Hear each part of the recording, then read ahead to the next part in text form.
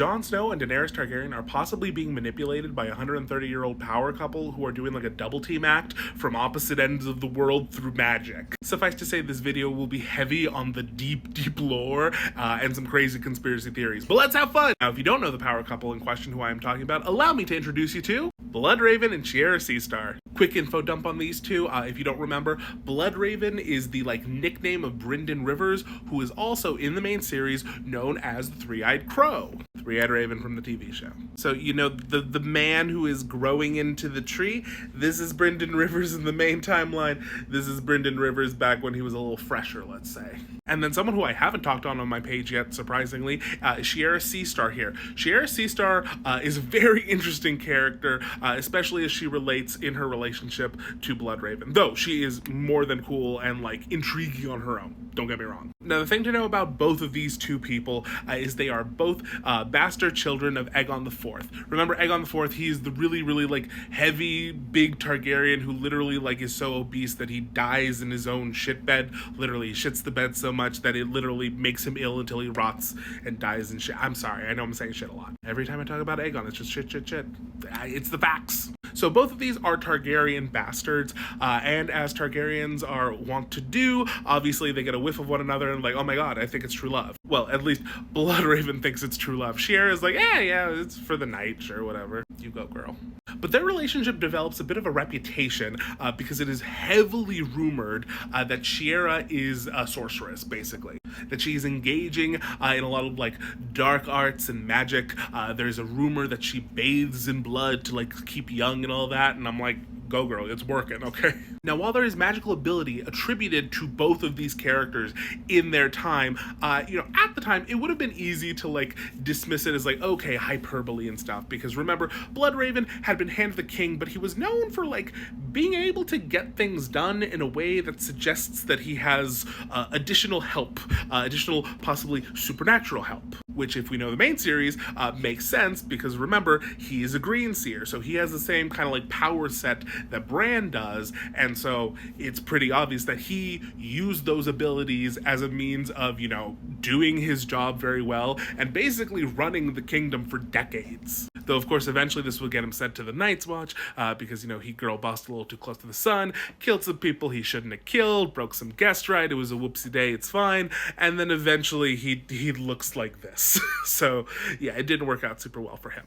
But Shiera Seastar, on the other hand, we don't know what happened to her. She eventually just kind of disappears from the timeline, and we don't hear about her again. So, what's this all about? Well, as you can probably guess, because there is a picture of Quaithe, who I have been, not mentioning up until now, there is a prevailing theory in the fandom that Shiera Seastar is actually Quaithe, because we never see Quaithe's face. And Quaithe is a mysterious figure within the book series. The TV show, they introduced her once in season 2, got bored with her, and never brought her up again.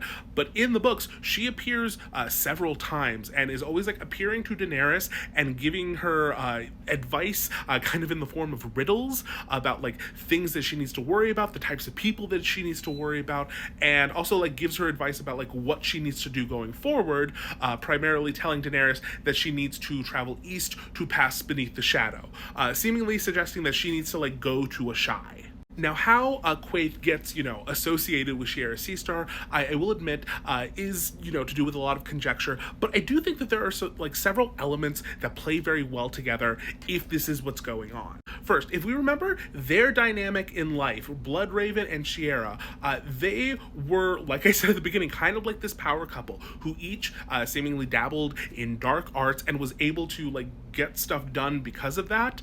She was known to basically kind of help him out with a bunch of his stuff, and considering his powers turned out to be real, I think it's safe to say that hers could be as well. So if her powers are real, and then she just kind of disappears from the timeline, I think it stands to reason it is very easy that we can assume that maybe she makes her way to a Shy, the magic user capital of the world, and then eventually becomes a Shadowbinder a la Quaithe here. Because remember, Quaithe is a Shadowbinder. She's a Shadowbinder who says she's from Ashai. That's all we know. But again, we don't get a look at her. They wear these lacquered masks that, you know, denote them as a Shadowbinder from Ashai. So it very easily could be that Shiera, you know, went there, learned a new art, kind of the highest art that you can, like magic, at least like difficulty wise, and is now, you know, under an assumed identity or a new identity. Now, I think this is very fun and makes sense because this character right here in Bloodraven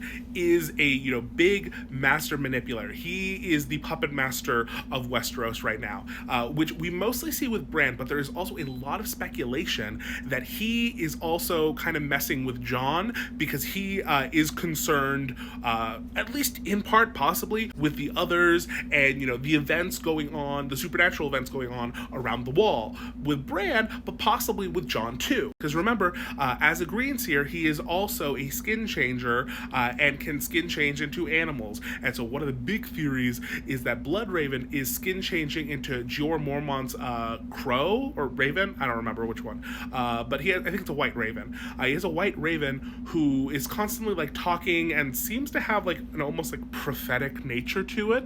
And it's heavily theorized that he might be, you know, skin changing into it. And so if Bloodraven is kind of guiding events associated with the others, with the ice up at the wall, up north of the wall, possibly with Jon Snow, I think it's very interesting that we kind of have a counterpart with Daenerys on the other side of the world, who is guiding her and like trying to steer events over there. And I just feel like it has their MO all over it. And the idea that like both of them are just kind of puppet mastering half of the important parts of the story on either side of the world, I think is very fitting, if you will. But you tell me, am I reaching here? Are these theories just a little too convoluted, a little too stacked up on top of each other? Let me know, and let me know any other theories that you want me to talk about next Theory Thursday. Okay, goodbye.